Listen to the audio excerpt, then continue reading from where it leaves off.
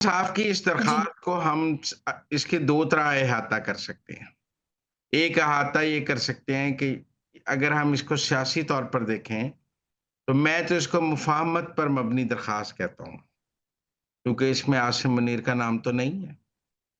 इसमें फ़ौज के डीजी रेंजर्स का नाम तो नहीं है। आप तो मेरा मतलब पूरी दुनिया में ये कह रहे हैं कि फ़ौज ने गोली चलाई। आप कह रहे हैं पूरी दुनिया में आसिम मुनीर ने गोली चलाई। आप कह रहे हैं कि मेरा मतलब है कि फ़ौजी स्नाइपर्स थे, गोली क्यों चलाई? तो फिर आपने दरख़्वास्त में फ़ौज का नाम तो नहीं लिखा ना।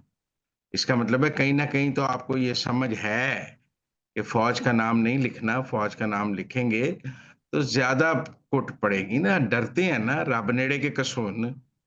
लिख तो नहीं सके, दरख़्वास्त दी है, आज उसमें नाम तो शहबाज शरीफ का लिखा है, मोहसिन नकवी का लिखा है, अता तारड़ का लिखा है, ख्वाजा आसिफ का लिखा है। लेकिन आसिम मुनीर का या डीजी रेंजर्स का नाम तो नहीं लिखा कि जो जिन्होंने गोली चलाने का को हुक्म दिया है या कुछ किया है। आपका सियासी बयानिया तो यही है ना कि आसिम मुनीर ने चलाई है और आपका कानूनी बयानिया ये है कि आप फ़ौज का खिलाफ कोई दरख़्वास्त देने के लिए तैयार नहीं हैं।